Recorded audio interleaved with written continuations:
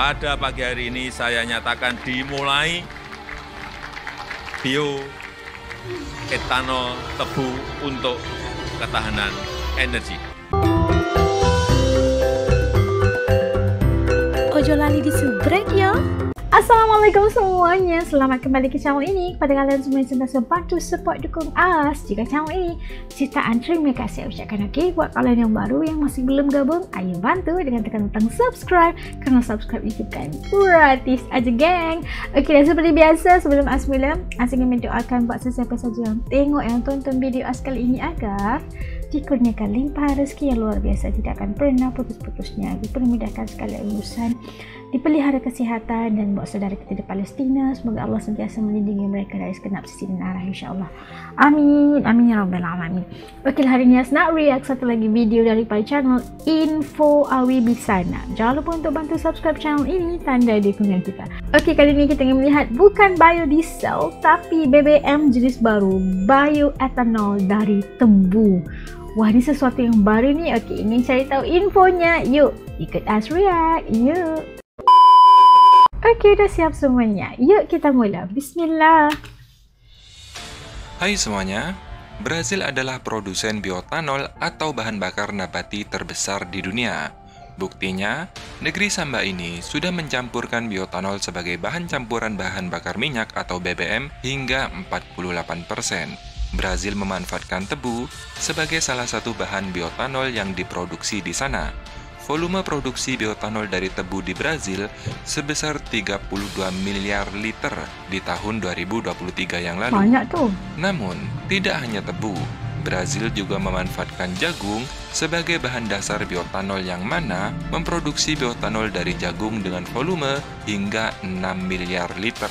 Maka dari itu, Presiden Jokowi sejak 2022 kemarin memerintahkan Bapak Erick Thohir untuk menggandeng Brazil untuk mencapai swasembada gula dan energi dalam 5 tahun ke depan. Dimulai dengan langkah nyata dengan menanam tebu, perluasan lahan hingga 700.000 hektar, maupun modernisasi mesin pabrik gula di seluruh Indonesia. Salah satunya berlokasi di Mojokerto. Sebenarnya geng, saat ini Indonesia dalam kondisi fakta yang miris. Mengutip dari data BPS tahun 2023, Indonesia telah mengimpor gula sebanyak 5 juta ton lebih dari luar negeri. Padahal, dulu Indonesia adalah eksportir gula terbesar kedua di dunia.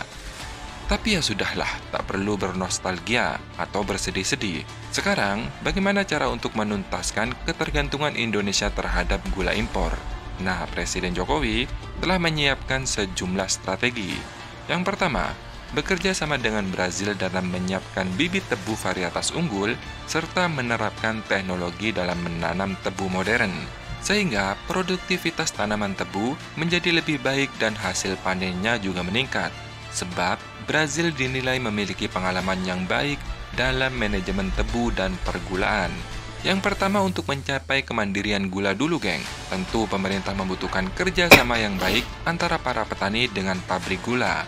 Hanya saja, saat ini mesin pabrik gula banyak yang harus dimodernisasi, karena banyak sekali pabrik gula saat ini masih menggunakan mesin usang, sehingga rendemen yang dihasilkan tidak maksimal.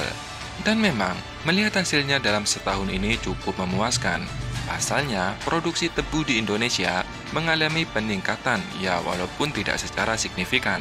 Mengutip dari data BPS, produksi tebu di Indonesia mencapai 2,27 juta ton pada tahun 2022. Sedangkan 2023 naik menjadi 2,41 juta ton. Artinya ya lumayanlah, naik sekitar 5,4% geng. Meskipun naik tidak secara signifikan, namun ini menunjukkan progres yang baik. Selain itu, pemerintah juga serius untuk menjamin dalam menerima hasil pertanian tebu dari petani. Nah, langkah nyatanya geng, menggabungkan 36 pabrik gula menjadi satu perusahaan, yakni PT Sinergi Gula Nusantara. Perusahaan ini dibentuk oleh Holding Perkebunan Nusantara PTPN 3, sehingga petani tidak perlu khawatir lagi nih untuk menjual kemana atas hasil panen tebunya. Penanaman tebu secara serempak ini juga dibarengi dengan hilirisasi tebu, bahkan secara khusus melalui siaran pers nomor 432 tahun 2022 tentang program bioetanol tebu untuk ketahanan energi pada 4 November 2022 kemarin. Program bioetanol ini dimulai dari penyempurnaan bioetanol dari tebu sebesar 5% atau disebut dengan E5 pada BBM. Kemudian akan ditingkatkan menjadi E10, E20, dan seterusnya. Program ini diharapkan tahun 2030 nanti hasil tebu di dalam negeri dapat memproduksi hingga 1,2 juta kiloliter bioetanol dan menjadi potensi percampuran BBM jenis minyak bensin. Sekali lagi geng, ini menunjukkan bahwa petani tebu tak perlu khawatir lagi dengan harga tebu yang akan anjlok karena oversupply. Karena kebutuhan tebu geng sangat-sangat banyak. Selain untuk kebutuhan pangan, pemerintah juga menggunakan tebu untuk kebutuhan BBM. Saat ini, industri bioetanol tebu telah dimulai oleh PT Energi Agro Nusantara yang berlokasi di Mojokerto dan telah diresmikan oleh Presiden Joko Widodo. Dan dengan mengucap Bismillahirrahmanirrahim, pada pagi hari ini saya nyatakan dimulai bioetanol tebu untuk ketahanan energi. Bioetanol yang dihasilkan oleh PT Energi Agro Nusantara memproduksi sekitar 7 juta kiloliter BBM jenis biogasolin atau E5. Angka itu masih jauh dari kebutuhan Pertamina, geng. Untuk memenuhi kebutuhan bioetanol nasional sebesar 350.000 kiloliter bioetanol per tahun. Artinya, dibutuhkan pembangunan sekitar 10 pabrik baru seperti ini di Indonesia. Saat ini, pemerintah juga telah menyiapkan 2 pabrik bioetanol baru. Lokasinya di Bojonegoro dan di Kediri, masing-masing berkapasitas 30.000 kiloliter per tahun. Nah, berita baiknya, geng. Perdana, akhirnya Indonesia benar-benar punya BBM bensin campuran tebu yang sudah resmi pada akhir Juli 2023 yang lalu. Indonesia secara perdana, geng, telah meluncurkan bahan bakar minyak BBM dengan campuran bahan bakar nabati bioetanol berbasis tetesan tebu. Bensin yang dicampur dengan bioetanol tersebut diberi nama Pertamax Green 95 yang dijual oleh PT Pertamina Patraniaga Subholding Commercial and Trading Pertamina. Bensin yang merupakan campuran BBM jenis Pertamax RON 92 dengan bioetanol sebesar 5% atau E5 tersebut menghasilkan BBM yang dinilai lebih ramah lingkungan dan nilai oktan RON hingga setara 95. Sejak diluncurkan 24 Juli 2023 yang lalu, Pertamina resmi menjual Pertamax Green 95 secara komersial. Namun, untuk tahap awal, perusahaan baru menjualnya di beberapa stasiun pengisian bahan bakar umum yang hanya di 2 kota, yakni di Jakarta dan di Surabaya. Pada saat peluncurannya kemarin, harga BBM Pertamax Green 95 bioetanol dibanderol dengan harga 13.500 per liter alias non-subsidi. Namun akhir 2023 kemarin, BBM dengan campuran E5 tersebut dibanderol dengan harga 14.900 per liter, berlaku di Jakarta dan di Surabaya. Kenapa naik? Hal ini karena mengikuti pergerakan harga minyak dunia, geng. E5 juga dikabarkan akan merambah ke Pertalite, artinya pembelian BBM subsidi jenis Pertalite rencananya akan dibatasi, geng, pada tahun 2024 ini. Penerapannya tinggal menunggu revisi Peraturan Presiden Nomor 191 Tahun 2014 tentang penyediaan dan pendistribusian. Nah, pertanyaannya nih, tebu akan dijadikan BBM pengganti Pertalite. Nah, bagaimana untuk stok gula? Apakah aman? Menurut Asosiasi Gula Indonesia, meyakini tidak bakal ada tumpang tindih kepentingan antara penggunaan tebu untuk kebutuhan produksi pangan dengan kebutuhan energi. Karena, geng, pada dasarnya pemerintah sudah memiliki 2 rencana yang berbeda untuk mewujudkan swasembada gula demi ketahanan pangan dan pengembangan biofuel demi ketahanan energi.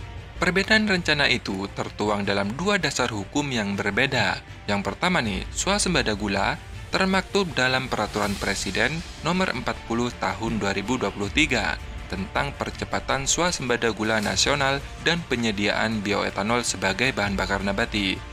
Sedangkan pengembangan biofuel didasari oleh Keputusan Presiden Nomor 15 Tahun 2024 tentang Satuan Tugas Percepatan Swasembada Gula dan Bioetanol di Kabupaten Merauke, Provinsi Papua Selatan.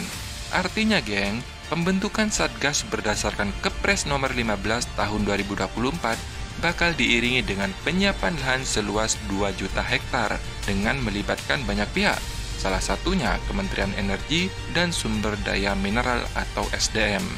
Dengan demikian, investor yang berhubungan dengan BBM, seperti Pertamina misalnya, akan terlibat dalam rencana pengembangan biofuel milik pemerintah.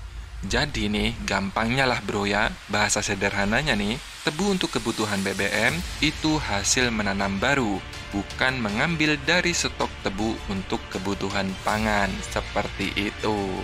Nah, mari kita dukung dan doakan, semoga program ini lancar, utamanya dalam pengembangan tanaman tebu dulu, karena jika bahan bakunya sudah ada, langkah selanjutnya akan semakin mudah, geng. Nah, kita dapat saksikan luar biasa sekali ya hilirisasi yang dilaksanakan oleh kerajaan Indonesia, dan kayak bikin kaget gitu kan, bukan biodiesel tapi BBM yang baru, ini jenis baru E5 kini katanya adalah bioethanol daripada produksi tebu. Tebu kita tahu diproduksi untuk dijadikan gula untuk kegunaan harian masyarakat dan rakyat Indonesia, tapi bisa juga dijadikan bahan baru hasil daripada hilirisasi yang menjadikan hasilnya adalah untuk BBM jenis baru daripada tebu gitu kan. Untuk sesuatu yang menarik sekali, tidak hanya tergantung kepada biodiesel, tapi akhirnya punya satu solusi baru, dan hilirisasi yang dilaksanakan ini di segala bidang ini bagi sesuatu yang sangat mengagumkan gitu kan, memberikan banyak manfaat kepada pekebun-pekebun yang mengusahakan tebu gitu kan, dan ya banyak sekali manfaatnya, bukan hanya kepada rakyat tetapi daripada perkebunan untuk tebu, seterusnya dijadikan gula, seterusnya ada pula dihilirisasikan menjadi BBM jenis baru yang harganya pas mungkin akan jadi lebih rendah harapannya, dan pembukaan lahar perkebunan itu pasti luas banget, besar banget kan, karena pastinya akan memberikan manfaat kepada daerah-daerah yang terpilih itu kan. Dan itu buat us banyak sekali menguntungkan, memberikan impact yang sangat positif khasnya buat rakyat Indonesia. Dan ini adalah sesuatu yang harus di-highlightkan, konsisten untuk mewujudkan sesuatu yang lahannya aja bernilai 2,7 hektar, ya Allah, 2,7 juta hektar, Masya Allah. Kayak gimana besar sekali kan, khas untuk melakukan BBM jenis baru E5 ini. Wah, luar biasa. Menurut kalian bagaimana BBM jenis baru ini? Kalian udah pernah coba atau belum? Ada di beberapa stasiun Pertamina gitu kan. Kalau bagus apa enggak? Ada beda apa enggak kalau bioethanol dari tebu ini sama biodiesel? Kalau kalian pernah coba, dan apa kata kalian kongsikan bagaimana perbedaannya di ruangan komen, supaya As bisa lebih ngerti nih kayak gimana ya dari tebu bisa jadi gas baru, bioethanol, energi baru. Wah, luar biasa. Jangan lupa tulis komen di bawah ya. Jumpa lagi dalam video. Dadah.